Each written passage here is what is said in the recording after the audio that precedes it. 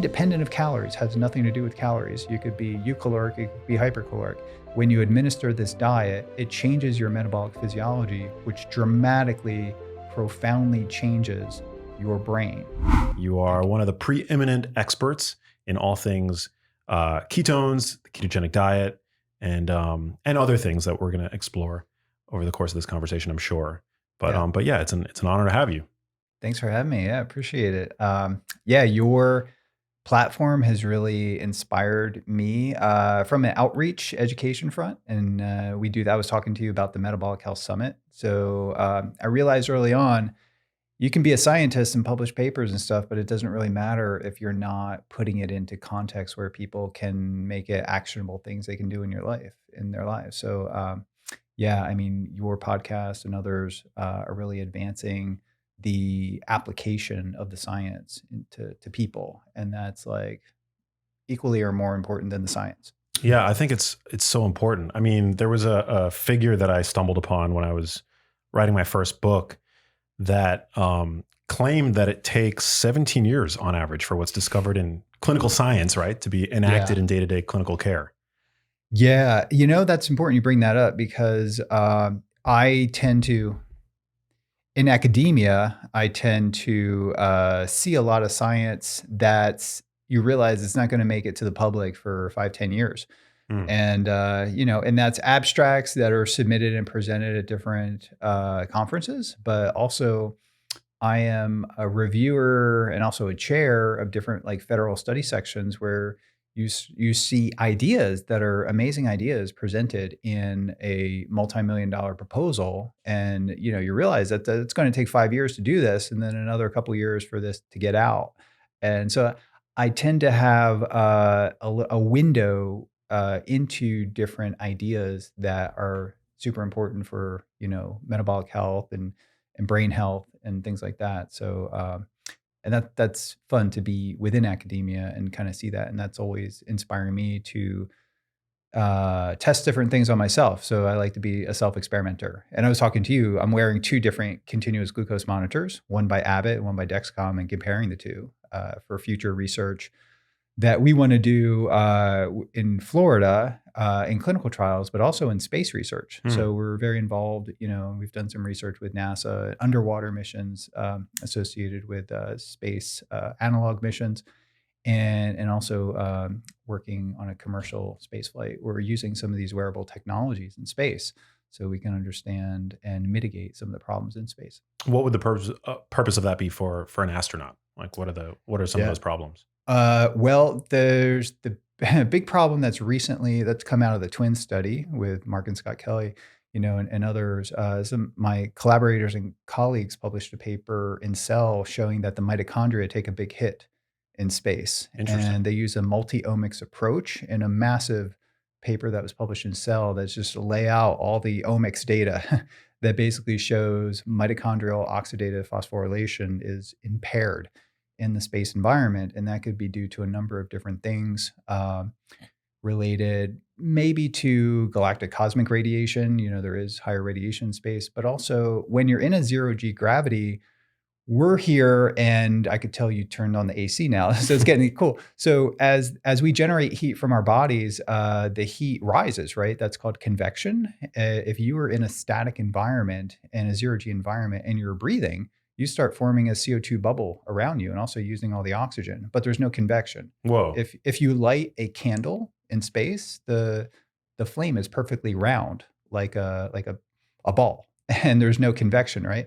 So that's problematic at the level of respiration, but the lack of convection also occurs on a nanoscopic scale, right? So at the level of mitochondria, there's convection even in a fluid medium, with temperature and things like that. So, we think that, it could possibly be, we're exposed to probably 350 to 400 parts per million of carbon dioxide. The partial pressure of carbon dioxide is pretty low, but in International Space Station or one of the habitats that I lived underwater for 10 days, the pressure of CO2 was 4,000 to upwards of 8,000 parts per million. So it's 10 to 20 times higher in an environment, a habitat, if we're going to go to Mars, unless they figure out how to, improvise, Hmm. enhance the CO2 scrubbing, and breathing oxygen, breathing gas in a hypercapnic environment, which is high CO2, that carbon dioxide equilibrates with our body and influences a lot of systems, like, for example, like the tight junctions of the gut microbiome, Hmm. where I measured my HSCRP, in this environment, and it kind of skyrocketed. And the only thing that really does that is when I have GI issues. And that's just for people who aren't familiar. That's a marker of inflammation, essentially. Yeah. Yep. And these are things that I track very regularly, different with stuff that in the lab.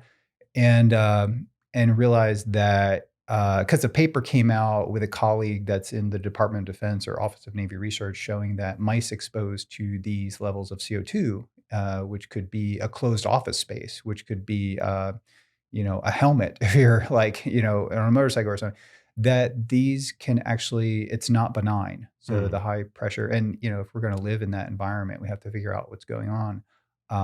But yeah, at the tight junctions, and we can get into nutrition, because zonulin is I think it was Alicio Fasano discovered that in 2000 Yeah, or at Harvard. 2001 or something. Yeah.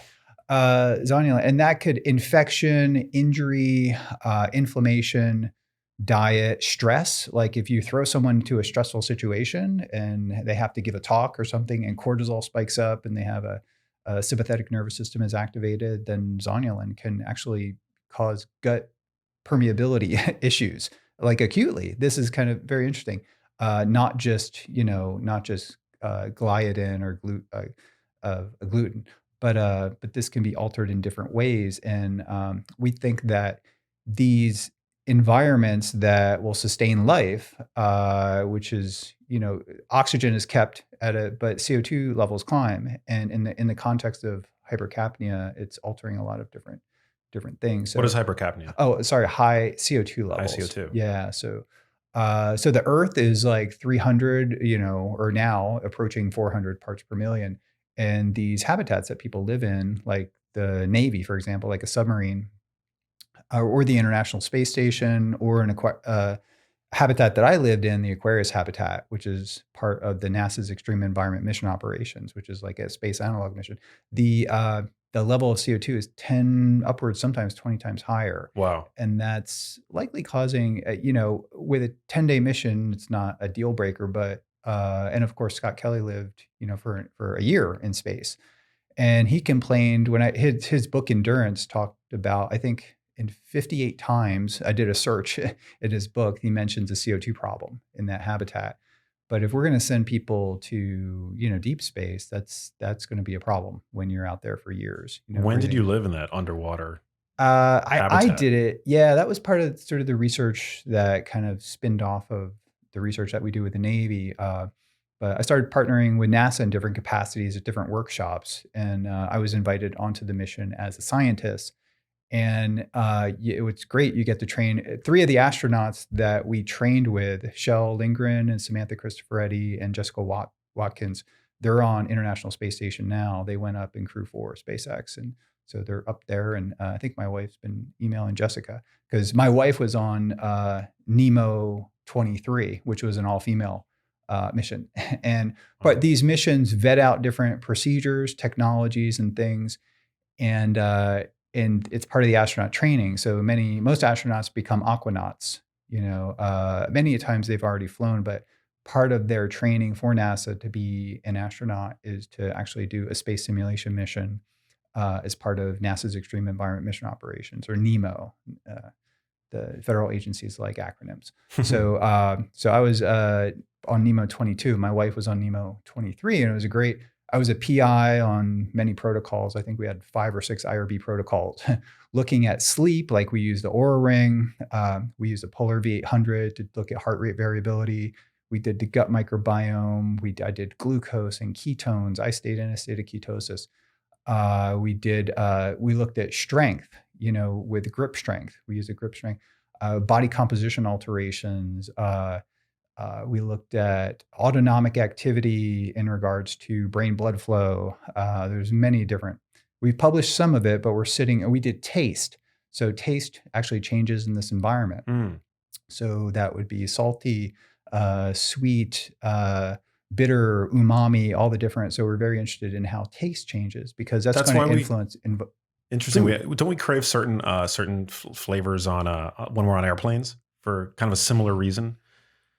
Uh, Good question. I would say yes. So our we, early observations in these environments indicate that people crave certain foods and they put tons of hot sauce and very salty things in these environments. But we don't really know why. So my wife is a neuroscientist and also more of a behavioral neuroscientist. So we're like, let's do some taste studies. So we designed, a taste where we have different salty, sweet, umami, all these different, and with Q-tips, and you put it on different areas of the tongue, and you have to write down. And there's graded levels of salt, graded levels of sweet, and things like that. So we did a very comprehensive taste study, and I think we're just trying to get it published now. Wow. But yeah, taste changes in these environments. It could be the partial pressure, obviously, is much, much higher, several times higher. CO2 is different, oxygen's different. But I think, our perception of taste and food being a pleasurable thing that we go to and taste preference is going to be an important thing for, these long duration missions. And so that was just, one of many different things food related that we do on these on our research That's so lab. cool. Yeah. Does your research primarily center around like the ketones and the ketogenic diet? Is that because Mhm. I think I People recall. think that, yeah. Is that not true? Well, You've sort of become your name has sort of become synonymous with the ketogenic diet, but if yeah. let's dispel that myth right here, if that's in fact a myth. You know what? So I was trained as a neuroscientist, a cellular neuroscientist, and I was funded by the Office of Navy Research to understand the cellular and molecular mechanisms of central nervous system oxygen toxicity, which manifests as seizures, right? So in the process of doing that, I was very interested in redox signaling, so oxidative stress and mitigating it with melatonin. I did studies with that. Uh, Different agents that increase superoxide dismutase and catalase, these and combining these things. Many of these things actually worked really well in vitro preparations. So you put them on cultured neurons or a brain slice, and then it blocks oxidative stress and that, but when you move these things to animal models or humans, they don't work. One thing that was put on my radar because oxygen toxicity is a seizure was, and somehow this eluded me because I did my undergrad in nutrition, was that the ketogenic diet is actually used clinically for seizures. So it was brought to my attention by some people, Dr. Jung Rowe, who was a keynote speaker at Metabolic Health Summit. And then I was in communication with patients, and one patient in particular in the UK, Mike Dancer. And if you Google Mike Dancer and epilepsy, you come up with a very interesting story. He had drug-resistant epilepsy that didn't respond to anything. And then at that time of communicating with him, I said, Mike, maybe because I was telling him try this and that, it didn't work. I was like, try the ketogenic diet. And we didn't communicate for maybe a couple months. And he was like, yeah, well, the diet, I have not had a seizure. And he was Wow. having multiple seizures. So I did a little more digging, and Johns Hopkins was doing research. This is about 2007 or eight. And then I pitched the idea to the Department of Defense of using a ketogenic strategy for oxygen toxicity. And they didn't really like the diet because it was high fat and fat's bad for you and everything. So they're like, come up with a ketogenic diet and a drug. So I went on a manic sort of academic. I was reading papers and reaching out to people. Long story short, I connected with a chemist. His name was Patrick Arnold, and he had developed some interesting things in the past for performance enhancement. And he was willing to synthesize this in small things and send it to me in the lab. And this was a little pet project, right? I had a lot of things going on. I had a little bit of startup funds to, kind of get the synthesis going. And then when we got the molecule and we put it into a rat, a rat exposed to 5 atmospheres of oxygen, 100% oxygen, will have a seizure in about 5 minutes. And, we administered it to the rat with an intragastric gavage. It's kind of like a tube feeding.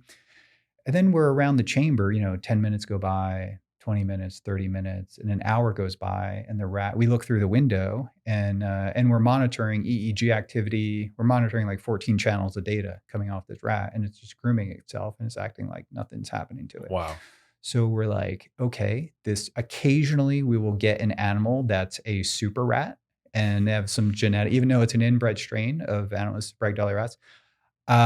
So, the animal ended up having a seizure after an hour, which was 600% increase in the latency to seizure, which Wow. is basically like a super rat. Wow. So then we did the next one and the next one, and we were administering this ketogenic agent. Prior work was done by the Navy showing that if you fast animals for 36 hours, that doesn't really sound that much. That's like a day and a half. But for a rat or a rodent, that's actually about fasting for a week to Wow. 10 days. Then that will delay oxygen toxicity about 200 to 300%. But what we did in this study is administer a ketone ester, which produced starvation level ketosis in 15 to 20 minutes.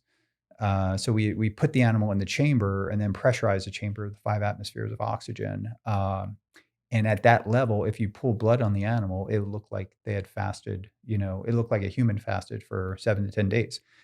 And that elevation of ketones, it also seems to dramatically reduce glucose levels. So glucose goes way down, ketones go way up. The brain basically shifts from using glucose to using ketones as an energy source. And the ketones not only stabilize neurotransmission under high pressure oxygen, which is a very powerful oxidative stress stimulant, but it changes the neurochemistry. It changes neurotransmitter systems, brain energy systems, and it does it in a way that is profoundly anti-seizure and neuroprotective.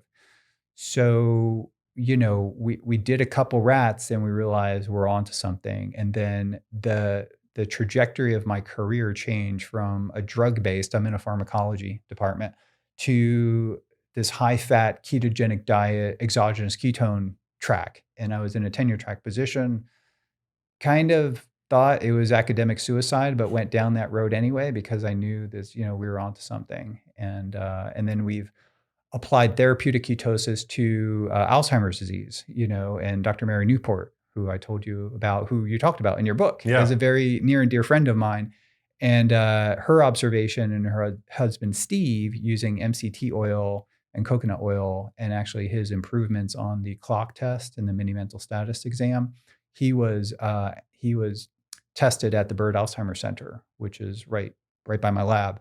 And so I connected with Mary because I was already very interested in ketones with the director of the Alzheimer's Center. He wrote a quick grant. It got funded by the Alzheimer's Association.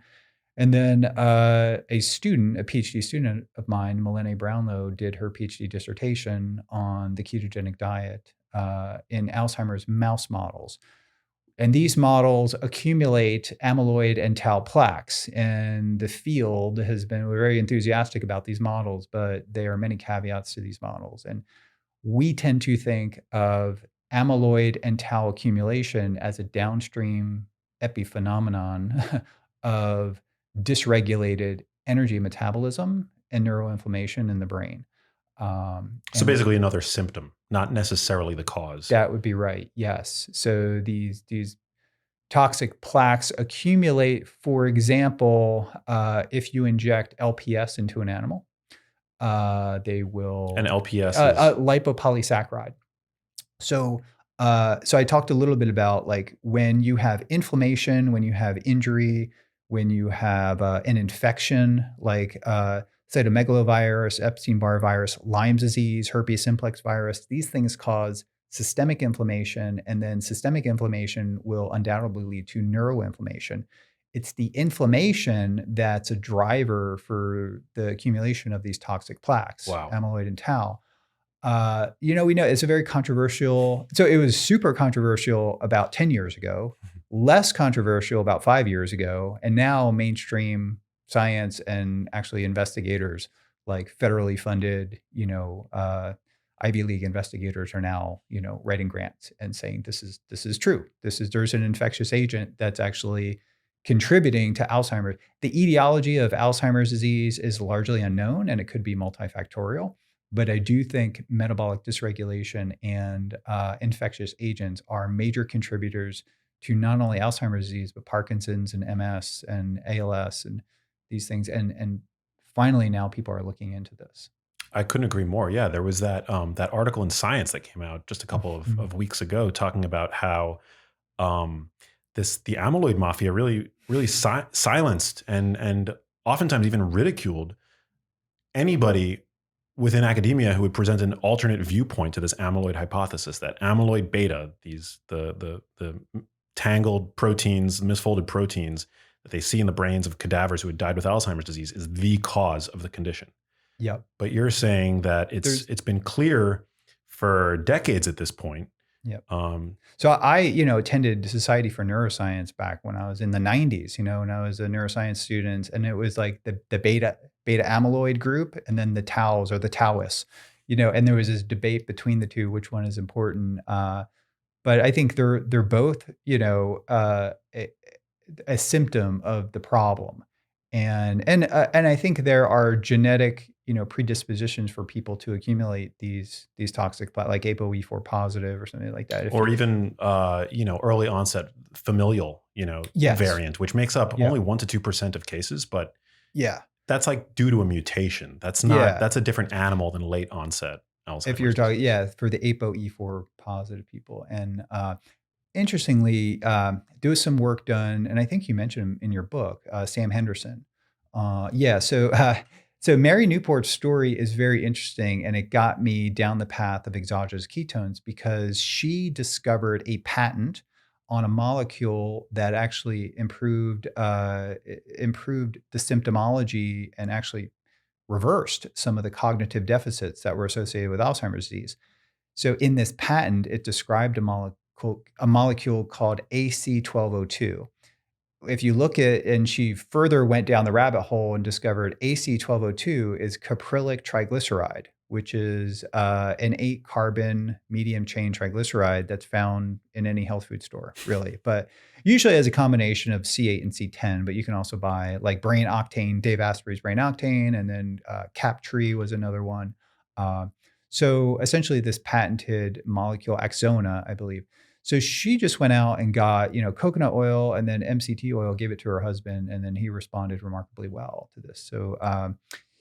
So it was her early work on agents that could be administered orally that could elevate these ketone bodies. And the hallmark characteristic of Alzheimer's disease is impaired glucose metabolism, right? So if you do a fluorodeoxyglucose PET scan on patients who have Alzheimer's disease, even mild cognitive impairment is a decrease in brain energy metabolism. And that could be due to a number of different things that I think are working in parallel. One is there's often a vascular issue in patients. So they have a decrease in brain blood flow from clogged arteries and things like that. But also the glucose transporters. So getting glucose across the blood brain barrier, that's the GLUT1 transporter. Getting glucose into the neurons itself, that's the GLUT3 transporter and into the mitochondria, GLUT3. And then once it's in the mitochondria, the glucose needs to be converted to our energy currency as ATP, right? And what does that? The main sort of throttle or limitation of glucose oxidation is pyruvate dehydrogenase complex or PDH complex. So you can go to any peer review, you can go to PubMed and look up, PDH and Alzheimer's disease and say everybody's, there's very good evidence that pyruvate dehydrogenase complex is deficient. And that even if it's active, even if it's made, it's largely inactive or less active in people with Alzheimer's. There's some theories an internalization of the GLUT3 transporter. So glucose is hitting the cells, but it can't get in. Mm. Probably a decrease in brain blood flow.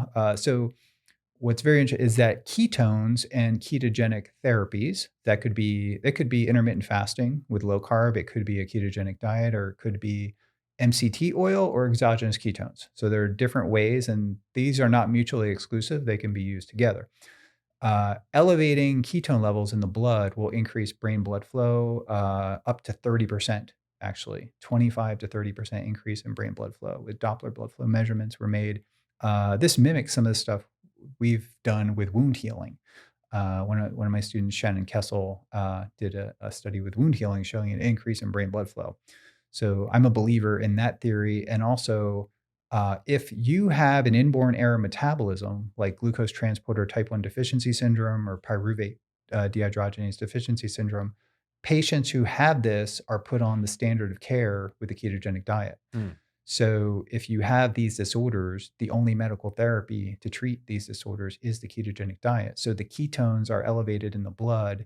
And then in the case of GLUT1D deficiency is that it restores brain energy metabolism because there's the spinal fluid is basically hypoglycemic. So the levels of glucose in the intracellular fluid in the spine is lower than 2 millimolar, and that's usually the cutoff point.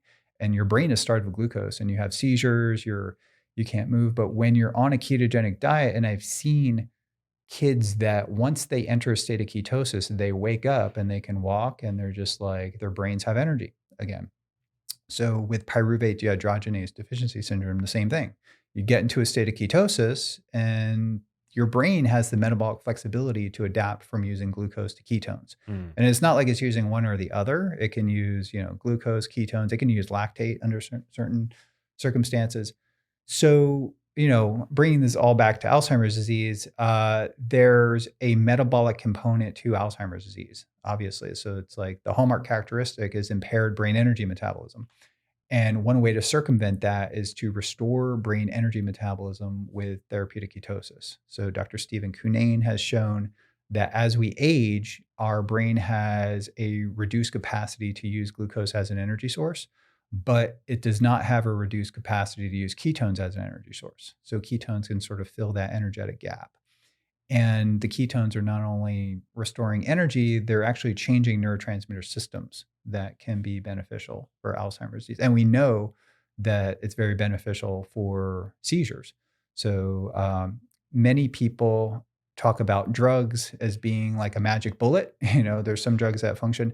So a ketogenic diet alters many different pathways in synergy, right? So it's like a magic shotgun. So there's like lots of bullets.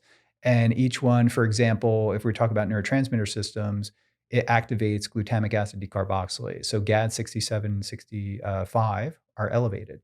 So this actually this enzyme converts more glutamate, which is hyperexcitatory, to GABA, which is brain stabilizing. And I don't think about it as inhibitory, just more brain stabilizing. Interesting.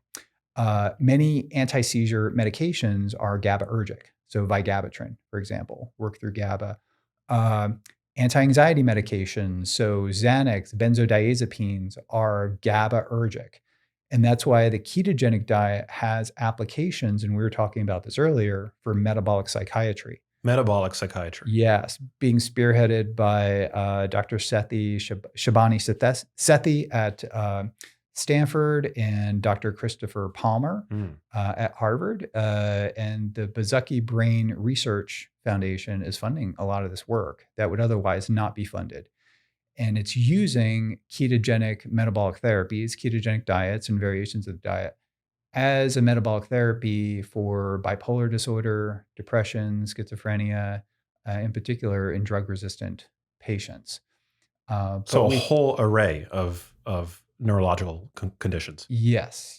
And it's a movement that's being spearheaded now. I've kind of been in the back end of it. We had a satellite conference, at Metabolic Health Summit, but it's going to be this track of using nutrition to improve brain health with particular disorders that are drug resistant. It's worked remarkably well for epilepsy. And we know that many patients who have bipolar, the go-to therapies are actually anti-epileptic drugs. So like I mentioned, it's not only changing brain energy metabolism, but it's changing the neuropharmacology of the brain in regards to epilepsy to control the seizures. And if we extrapolate this to mental disorders, manic episodes, for example, in bipolar can be managed if you decrease glutamate and elevate GABA, or increase adenosine and alter brain blood flow and balance the brain energy and neurotransmitter systems. So I think I was a little bit skeptical in the beginning, of this until like 5 or 6 years ago. But then my wife, who's also a neuroscientist, was running a lot of the experiments. She doesn't do podcasts, but she's in the trenches actually running the experiments. Why I do podcasts. But she observed through our work and in the lab that when we gavage the animals and we give them these exogenous ketones, that they were super easy to hold. They weren't trying to get out of your hands. You can pet them and they're just like very docile. So we were thinking, oh, they're just like sedated. We're just putting them into ketoacidosis. But when we put them on treadmills or this device called a rotorod, they run farther and longer, and then they have better balance. So we realized that they're not sedated. And then when we put them on something called an elevated plus maze, which in the pharmaceutical industries, they use an elevated plus maze to look at anxiety. So an elevated plus maze is like a catwalk. So the animal goes out onto an elevated platform, and it could fall off the edge and is exposed to the environment, or it can run into an enclosure, which is elevated, but it's like a little cave. And if the animal is calm and has an attenuated fear response, it'll spend more time on the elevated platform exposed to the environment. And if you give an animal Xanax or benzodiazepines, it'll attenuate that fear response and it'll spend more time in the open arm. So we observed that in a state of ketosis, the antisocial effects that are associated with the fear response are attenuated and similar to Xanax. About the same amount of time. If you pull the studies from Xanax and you look at the elevated plus maze, they'll spend about 25% more time out to 30% more time in the open arm. So we published this. We actually looked at the mechanism, that it was an adenosinergic mechanism was associated with that. So that actually, we have some preclinical animal model data, and adenosine is that's essentially what caffeine blocks. Right? Yeah, caffeine does a lot of things, but it's part an adenosine receptor antagonist. So that's why a large dose of caffeine can boost anxiety, right, to some extent, because you are in people who have anxiety disorders, they need to be careful with their dose of caffeine. So it was working through an adenosinergic mechanism, but I think other mechanisms are probably at play there. But the important thing is that, like, we were making these observations, and then shortly after that, Chris Palmer and his work got put onto my radar, and several other investigators who were basically using ketogenic diet therapies in their patients when all else failed.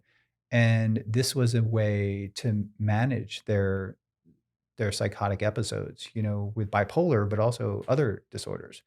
And it made sense from some of the observations that we saw in the lab. So from what I seen, from what I experienced myself, I didn't really like public speaking. I was scared death to even. I didn't want to do a PhD because I knew I had to do a public defense, and I was like crippled with fear. Even when I was a little kid and I got picked to read, like in class, I would freeze up and I couldn't even talk. I was just like, so I had like PTSD because of this. Wow. So all through, because I wasn't really the smartest kid growing up. I think I had that stigma, but as through college, or high school, I got interested in biology and fitness, and I think that motivated me to learn biology and just study harder, and kind of I made up for that. But I realized that when I'm in a therapeutic ketosis state, and that could be with fasting or a well-calculated ketogenic diet, I feel totally different, and that has helped me academically. I started doing this as I entered a tenure track position, and I was much more prolific with writing grants and papers and teaching and all the stuff you have to do in academia, which is a ton of stuff.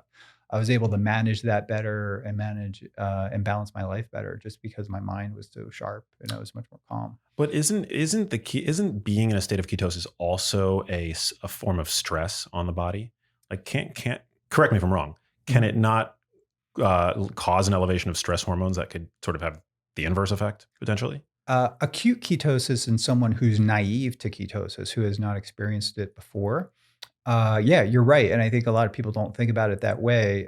If you were to measure someone's heart rate and someone's stress hormones, if they enter a state of ketosis, that's why some people get a lot a boost of energy the next day when they're fasting, because that's your sympathetic nervous system being Kicking in. activated. Yeah. Yeah, that's the catecholamines. That's an elevation of cortisol, probably mobilizing glycogen from the liver and also fat from fat stores and adipose tissue.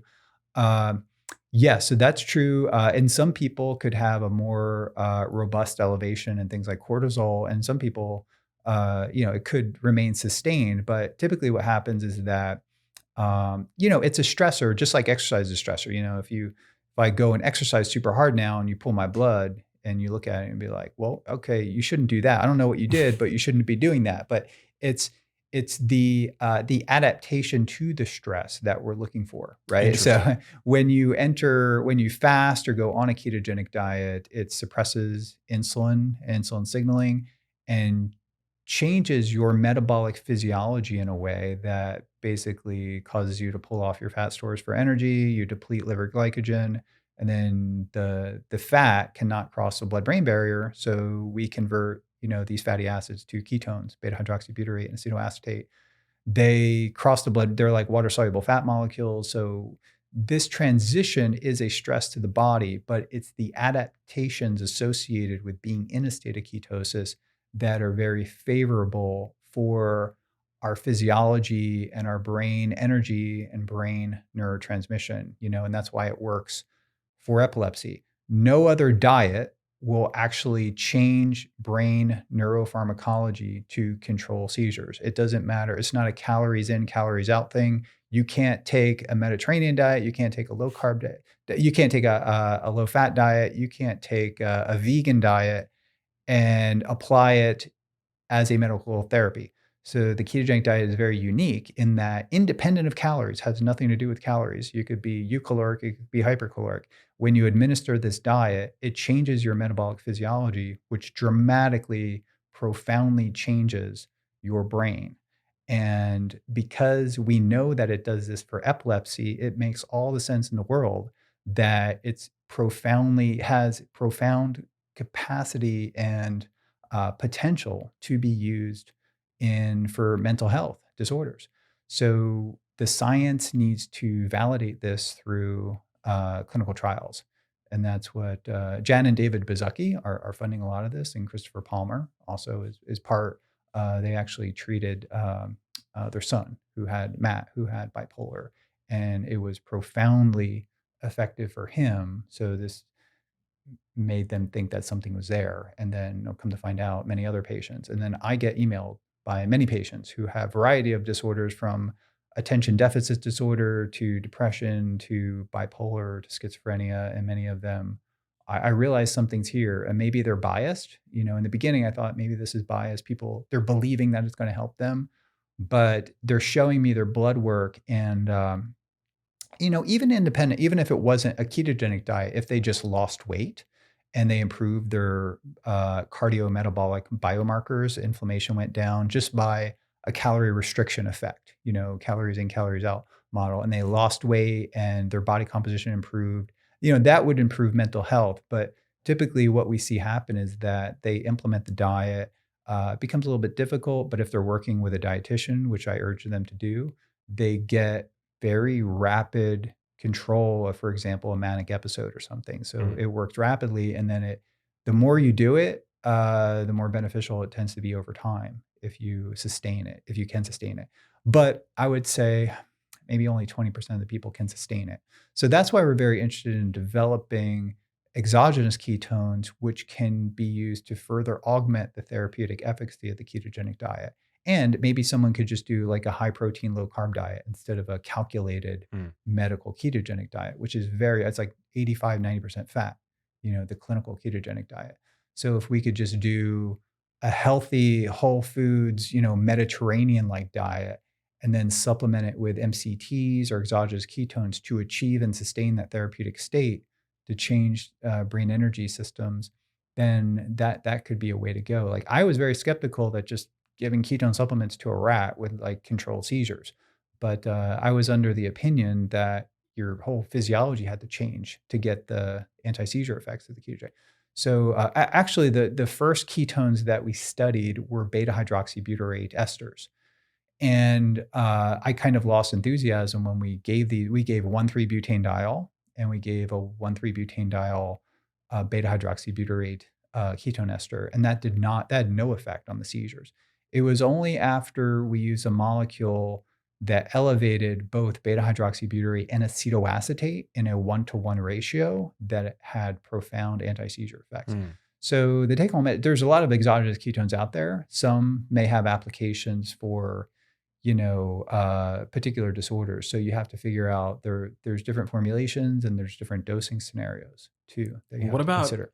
What about in the non-clinical setting, the potential benefits of a ketogenic diet for somebody who is not struggling with a neurological or mental health related issue? What's in it for them? And also, I guess in tandem with that, is there a role for for ketones, the ketogenic diet more broadly, in the prevention of dementia? Because as far as I know, at least when I was writing Genius Foods, there wasn't much information, much literature on that, on the ketogenic diet as a potential prophylactic for cognitive decline, right? It's like useful as a therapeutic diet for somebody who's struggling with cognitive decline. But yeah, if you could just unpack that. Yeah. So as a preventative strategy, for the everyday person. Well, I mean, I told you my situation, right? So I went from eating a relatively moderate and some days a high carb diet. And I was really into working out and lifting and everything. I just always thought you needed carbs and insulin to build and grow muscle and to maintain that muscle. Weren't you bodybuilding? Like, I was very much into fitness, and that's what got me to nutrition. And then I connected with people, a group of people like in the natural bodybuilding, like Lane Norton. He's a good friend of mine. We have different opinions about things. So actually, he's very open-minded about the ketogenic diet, and even has Lane's book. I'll plug it, Fat Loss Forever, I think. And there's a chapter in there about the ketogenic diet for body composition. So he's open enough to basically say, hey, this is a tool that can be used in people who want to use the ketogenic diet. Some people just like ketogenic foods, and can do that.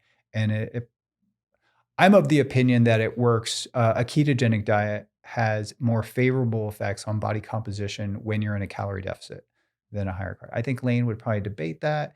And I think it's, for some people, it's better. So yeah, I came at this from the perspective of, hey, let's do a keto diet and see. I noticed that I lost fat quicker, but it was also hard for me to sustain my body weight on it. So the major side effect for me was weight loss, which I didn't really necessarily want. And then maintaining strength and muscle size was also a bit harder on a ketogenic diet. So I had to, because a ketogenic diet is hypopalatable and hypersatiating, meaning that, and can translate to the everyday person. Most people in the world, right? I think like Sean Stevenson just told me that 150 million people are overweight and have, and these are real numbers. I mean, the majority of the US population is significantly overweight or obese, right? So 1 in 2 going to be obese by the year 2030. Yeah. So a dietary approach that, and a ketogenic diet is restrictive, but if you eat in a ketogenic way, right, and you select the foods that, the big thing is just avoiding processed food and sugar, right? And you could just eat low carb, didn't necessarily have to be ketogenic. But when it's ketogenic, then what happens is your food selection is kind of limited. So the palatability, there's not a whole lot of hyper palatable ketogenic foods. But in addition to that, it's changing the neuropharmacology of your brain. And I'm going to keep pointing back to that because, like I said, no other diet that we know of will control seizures when it's eucaloric, right? It's like, so it's doing something. So we know that, and there's good, randomized clinical studies, controlled studies for that. So it is actually changing the behavior around eating. I think it's changing neurotransmitter systems, suppressing ghrelin, altering leptin signaling, elevating ketones, which I think when your brain has steady fuel flow, when you're fasting, you get really hungry, right? Because your glucose is low. But once you liberate those fatty acids and they get converted to ketones in the liver, and then those ketones cross the blood-brain barrier, then they stabilize brain energy, then you're not hungry. As long as the brain has a source of energy, then it'll prevent the the knee-jerk reaction of cravings. Interesting. Right. So, and that's why I think using a continuous blood glucose monitoring system is really important, because if you have uh, high variability in your postprandial glucose fluctuations, typically what happens, you eat carbohydrates, it spikes up rapidly, 30, 40, 50 milligrams per deciliter. You release insulin, and then about 2 hours later, you have, after the wild postprandial excursions into high zone, you have a postprandial dip in your glucose, and you become mildly hypo. In a normal healthy person, will be mildly hypoglycemic, and that hypoglycemic phase, sometimes it'll trigger shakes and a sympathetic reaction where you get the shakes and everything, the hypoglycemic effect, and that will trigger cravings for more of the carbohydrates you just ate. So when you're on a when you're on a ketogenic diet, it basically abolishes any kind of glycemic fluctuations, to where your energy level and your mood and your appetite are stabilized. And that could be extremely important for someone who's struggling with an eating disorder, who is obese and just has a problem with their relationship with food because they have crushing cravings, right? So maybe they're insulin resistant and some part leptin resistant. So the leptin's elevated, but it's not hitting the receptor, so they still have these cravings. And so I think it has a lot of utility in that end. I don't think I view the ketogenic diet as an unnatural metabolic therapy that's very potent for epilepsy. So I'm on what I call like a uh, modified Mediterranean supplemented ketogenic diet, to where it's higher in protein. So my protein level it would be, if you want to, there is the modified ketogenic diet is actually used for adults with epilepsy, whereas for pediatric population, they still use the 4-to-1 or 3-to-1. But my protein is like, upwards of 40% of my calories. And then, a fat makes up another 40 or 50%, where I get 10 to 20% of my calories from fiber. And I talk about my ketogenic diet is fat, protein, and fiber. So fiber being basically carbohydrates, green leafy vegetables, broccoli, some berries. So just high fiber vegetables and high fiber fruit. And that kind of diet will do 80% of what the ketogenic diet will do in regards to some of the metabolic effects, like stabilizing blood glucose and things like that. And I think if you're doing a purely ketogenic diet, you are restricting a lot of vegetables and things that have phytonutrients. So, broccoli has sulforaphane, and then all the polyphenols, and many of these plants we know are beneficial, and the fiber. So I'm not of the opinion that we can just eat meat and exclude all the fiber and be optimized. I really do think that soluble fiber and insoluble fiber and phytonutrients that are in plants have profound benefits. And there's no way to argue against that. The data is just so overwhelming on fiber that they would just be stupid to try to like refute that fiber is not beneficial. The data is just so overwhelming. And one could say that, when people are eating more fiber, they're eating less of the junk food and things like that. But I think if you control for all of that, I know that with a ketogenic diet, I can do a ketogenic macronutrient ratio, but when I include higher fiber, that actually improves digestion, and it actually lowers the glycemic response of the protein. So when you have fiber mixed in with the protein, you're not digesting the protein as fast. So fat and fiber tend to delay gastric absorption, and that can cause less of an insulin response from the protein, and it has less effect you see on the CGM. Right, because protein is insulinogenic, correct? Protein is, yeah, it's especially if you consume protein as a liquid bolus. So I mean, like whey protein. I consume all the time. Yep. So that is insulinogenic, but it only has, maybe a third of the insulin effects of carbohydrates on a calorie basis. And, and one could argue that if you're working out and you're trying to build muscle, that little pulse in insulin that you get, along with branched chain amino acids and essential amino acids, that can help shuttle that to skeletal muscle protein synthesis, which can help aid in muscle growth and repair. So, and it's not like a massive hit you're going to get by drinking a thing of Gatorade or something like that. So one could leverage that little bump in insulin, especially if you're metabolically healthy. But so if you were someone who's, overweight and you're insulin resistant and you're trying to lose weight, consuming protein in liquid form, our bodies handle calories considerably different in liquid form as opposed to solid form. So I'm of the opinion we should be chewing our food. Mastication's important. A lot of even babies probably have problems now because the early baby food was the pre-masticated food that the mom would eat and then and give it to the baby, actually. So, but now we're giving basically sugary formulas, Oh and yeah. in some impoverished areas of the United States, they basically give like Mountain Dew in the bottle. Oof. It's very disheartening. Yeah. Yeah. I just became an uncle. My little brother had a baby, and I've been sort of immersed in that world and checking out all the different formulas. And thankfully, they're Mhm. breastfeeding with no problem. But they had Yeah. to, I think, initially use a little bit of the formula, and Yeah. it's like corn syrup and Exactly. Yeah.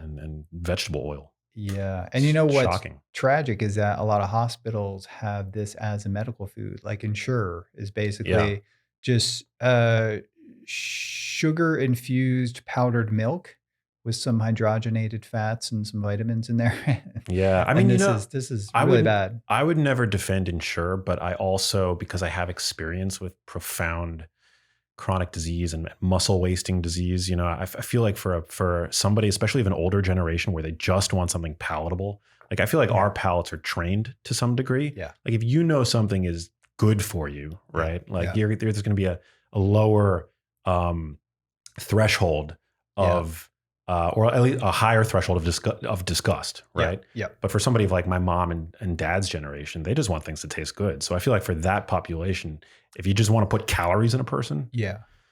Yeah, in the context of weight loss or malnutrition, things like that, some of these liquid formulas are the way to go, right? yeah, Because you're circumventing that and just getting nutrition.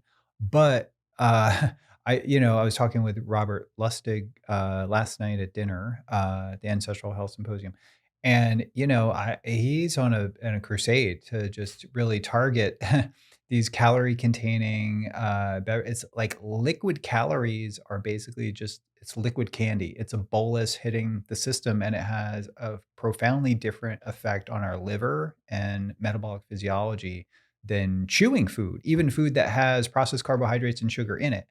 Drinking sugar in a sugar laden beverage has a profoundly different effect.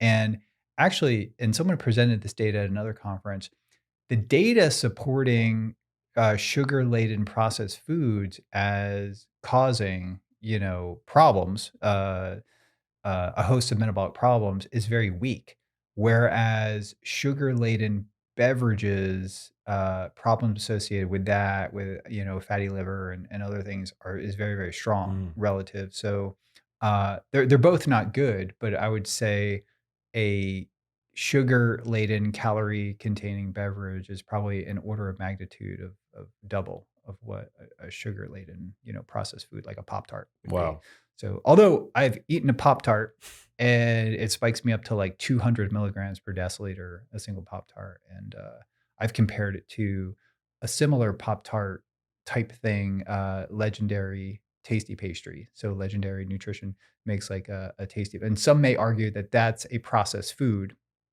right? But it tastes pretty similar, and it's a completely different metabolic response where I just get a little bump up, maybe ten milligrams per deciliter, and it's like two different things that are good to eat. They're very tasty, and they have two different metabolic responses.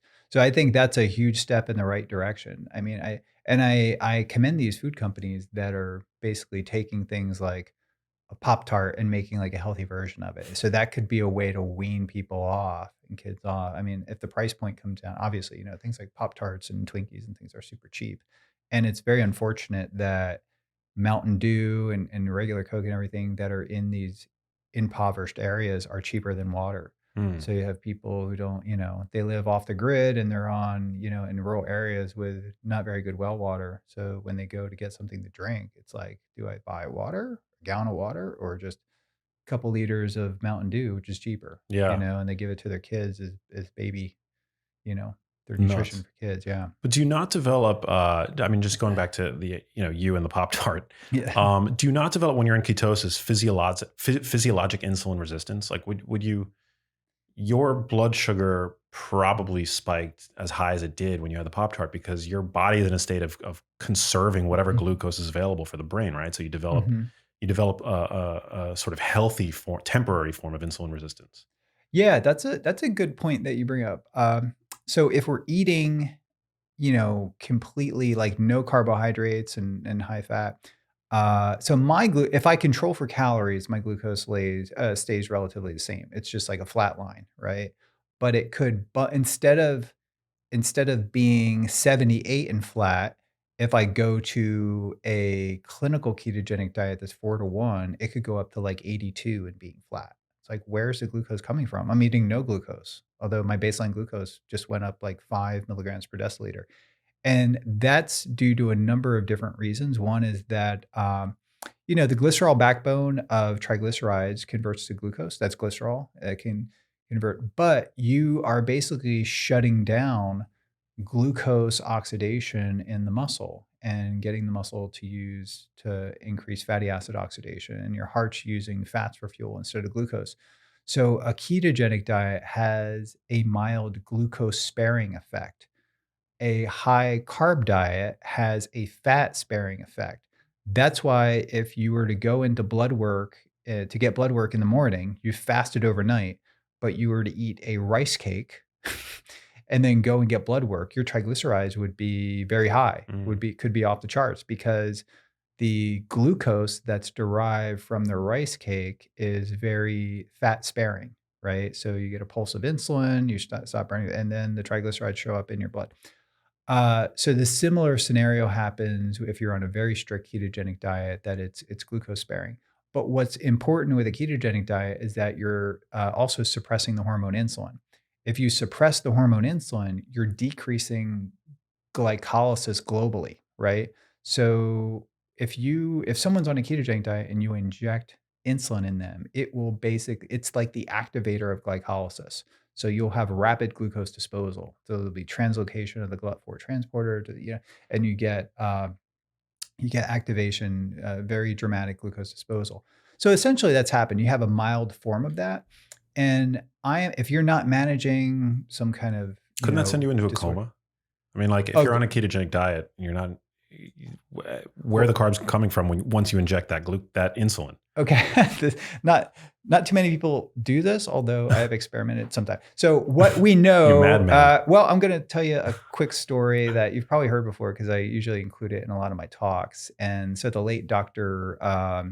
George Cahill, who I think he passed away in 2012, but I had the pleasure, very grateful to connect with him and colleagues, Dr. Richard Veach, Dr. Theodore Van Italy, Dr. Sammy Hashem. These are all icons in the field.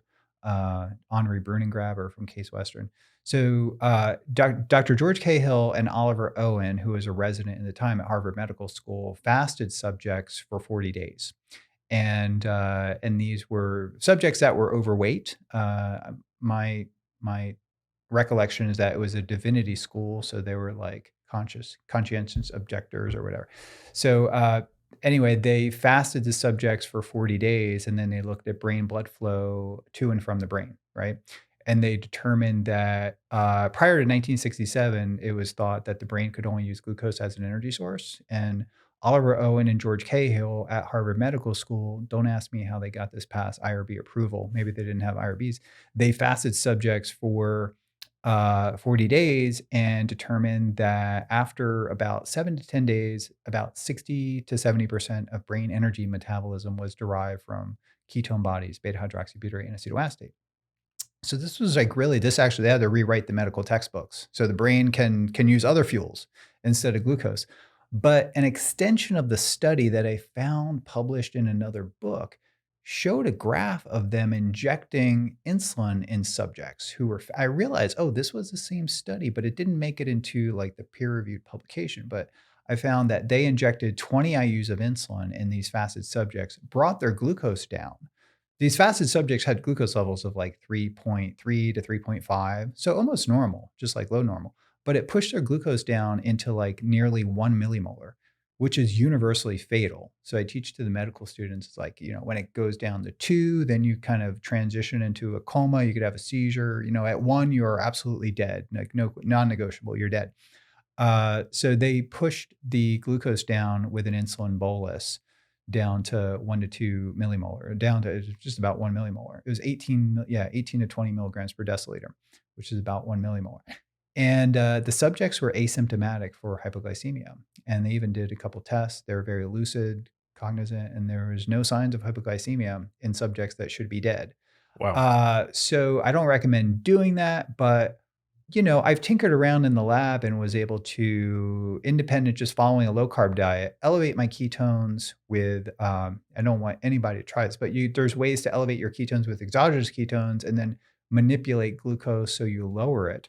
And in that context, glucose or the ketones become profoundly neuroprotective in the context of, for example, insulin shock.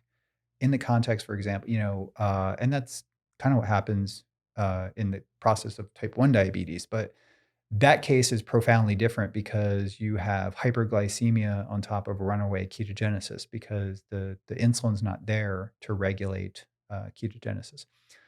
But I think the important takeaway is that ketones are profoundly neuroprotective in the context of hypoglycemia, and that has very important medical implications that I think people listening to this that are investigators could follow up on. And I think they are. I think there's some clinical trials on this and a lot of good animal data.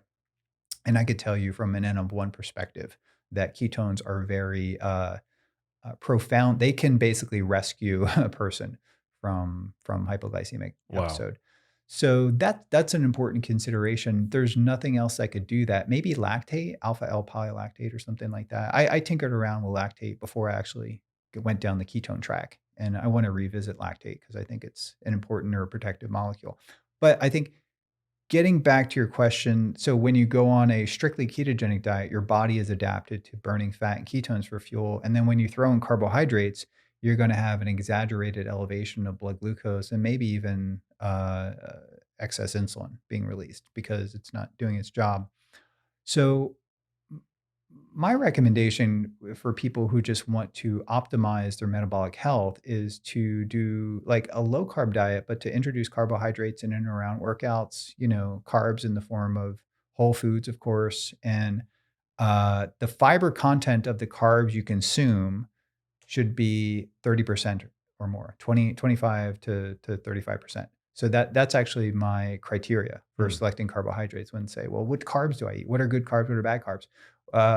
Pick carbohydrates that are about 30% fiber, and that will narrow down the selection to where that'll essentially be like a non-glycemic carbohydrate. Wow. Yeah. So just like a simple, math formula you could do, just looking up the food or looking at the nutritional information on the food. I doubt breads and pastas meet that criteria, but are there any like whole fruits or fruits or vegetables that don't meet that criteria, or is like all fruits and vegetables on the table pretty much? Yeah, I mean, everything that's like acellular, you got to avoid, like, any kind of grain. So basically, yeah, you want to, and there's, when you consume something that's water rich, so like vegetables are, you're consuming water, which has bulk and fiber, and you're consuming a source of carbohydrates that has a minimal glycemic effect.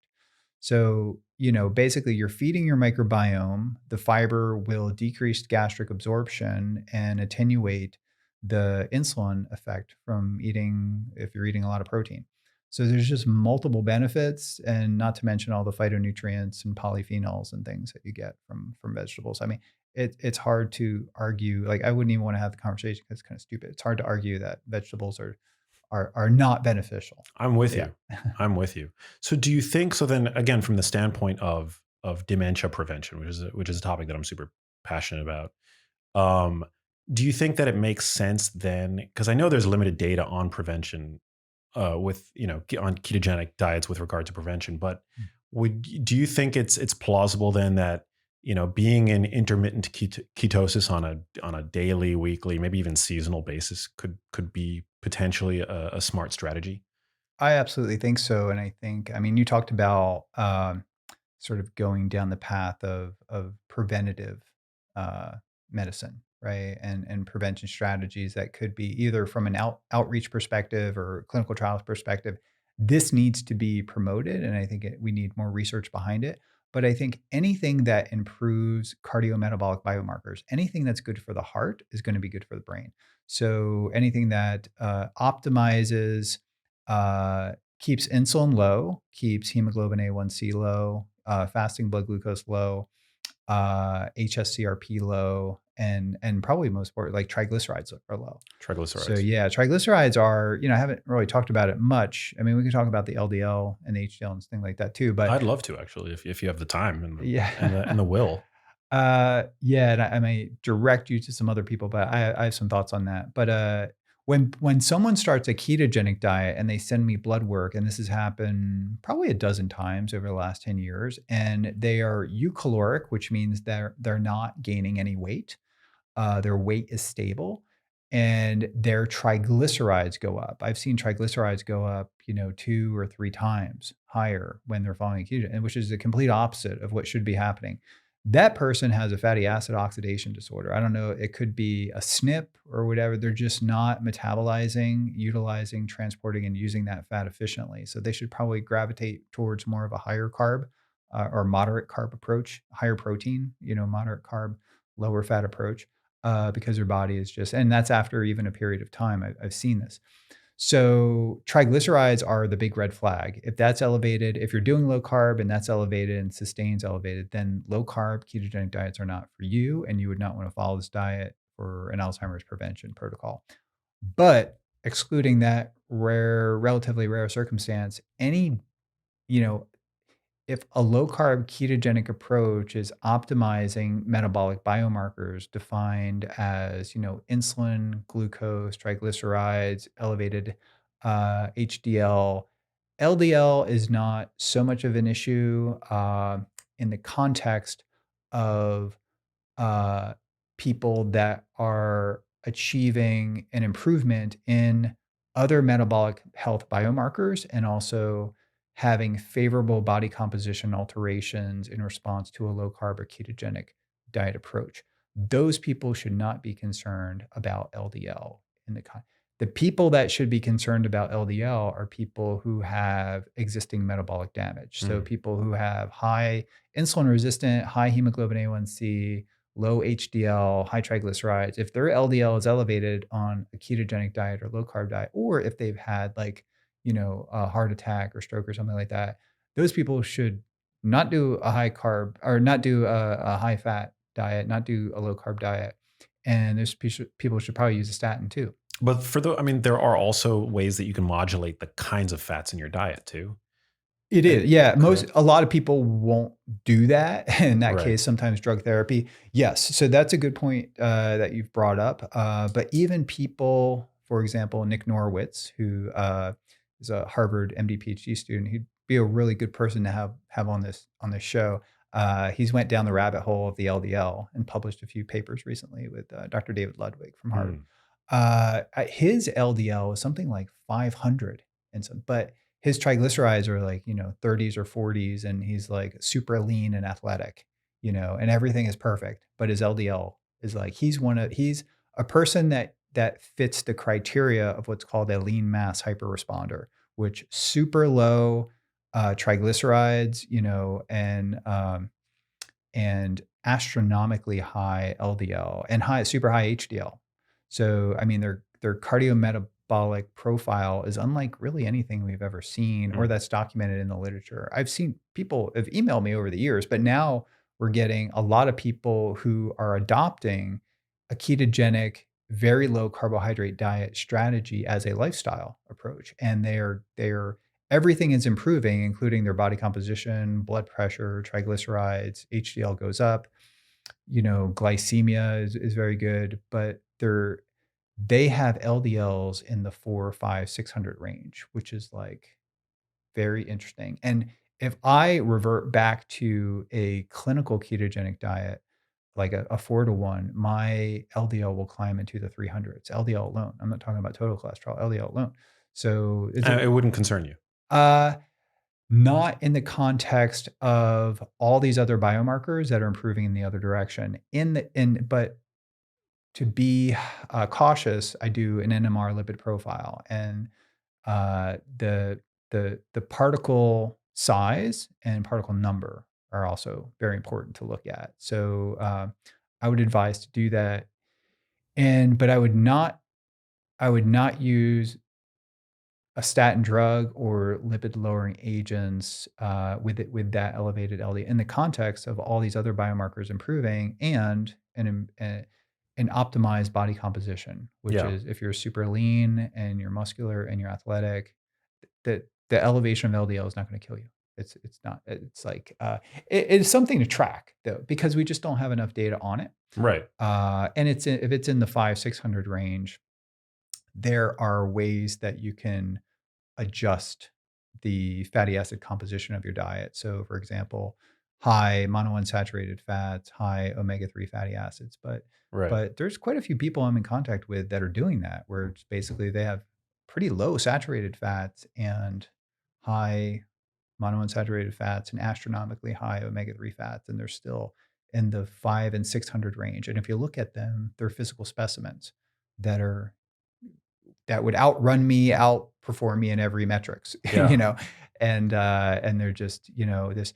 So that then falls into this like lipid energy model where when we talk about cholesterol, we're typically talking about lipoprotein, right? So the lipoprotein is the vehicle that's transporting the phospholipids and the fatty acids to the muscle for fatty acid oxidation. So they're like little boats, carriers in the body. And if you've transitioned your body to burning fats and ketones for fuel, you need to dramatically upregulate the transport systems that are delivering the fat to because fat doesn't travel in a liquid medium, so it needs a protein carrier, and LDL serves that function. And to what extent it serves in that function and how that's related to um, blood levels of LDL.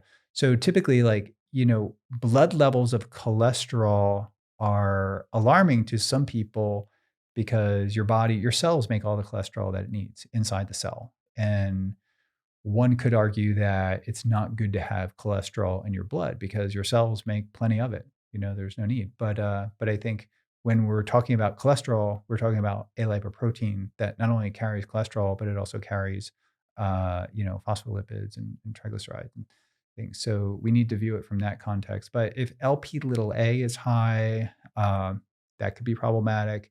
I think that would kind of concern me, or ApoB, a little less concerned than was years ago. But these things also tend to climb with LDL, and I just think you need to be cognizant and you need to track it if you are one of these people who have Yeah. elevated. I did blood work fairly recently, and my triglycerides were 48. Yeah, that's fantastic. Is it fantastic? Yeah, my total cholesterol was 182 milligrams per deciliter. My LDL-C was 101. Huh. So you're like borderline, and that's ridiculous, because your triglycerides are so According low. to the guidelines, right? Yeah. Borderline high LDL. But really, I mean, the cutoff is 100, isn't it? Yeah. So Yeah. I would not. I mean, there's no universe in which I would begin Yeah. taking a stat. But Yeah. but I'm probably prone to hypercholesterolemia because I carry a copy of the ApoE4 allele. Dude, you're heterozygous. Yeah. Yeah. Heterozygous. Yeah, I'm a 3-4, which puts me at higher risk in the context of the standard American diet. Yeah. For cardiovascular disease, for dementia, obviously. I say keep doing what you're doing. The hazard ratio of that elevated LDL is minuscule compared to everything else you're doing. Working out, all these other biomarkers are much more important. And I think we tend to, as scientists, tend to focus a lot on these numbers, right?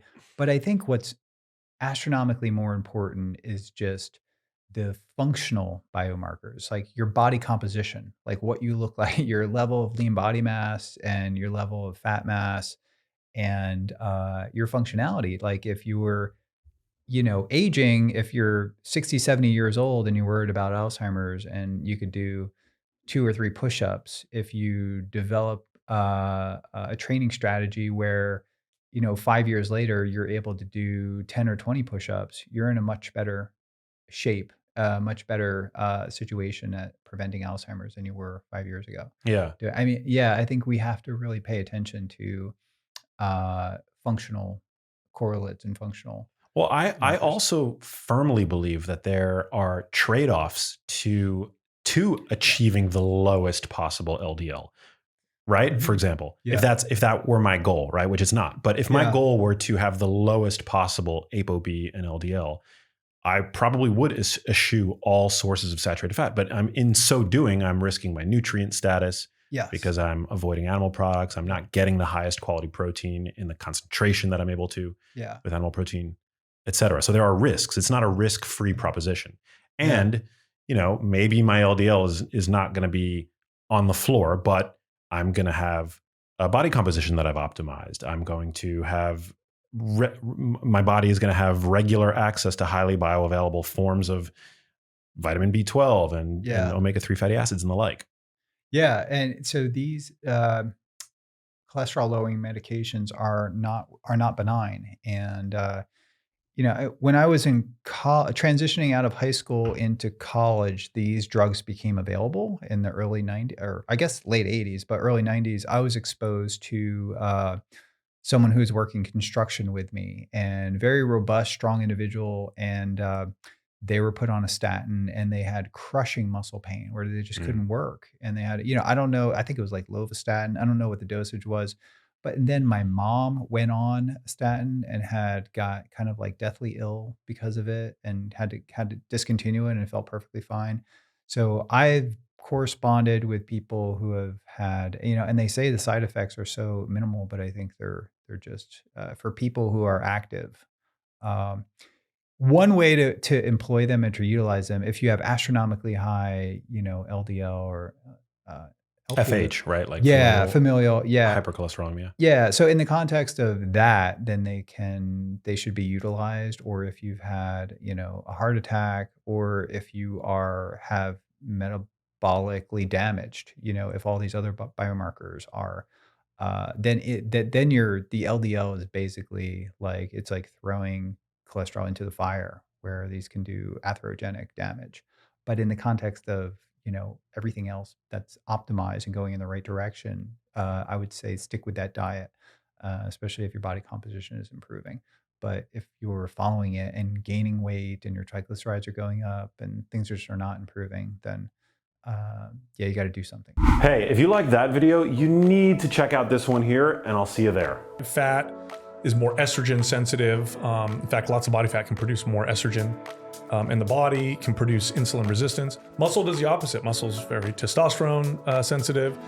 It can help create more free testosterone.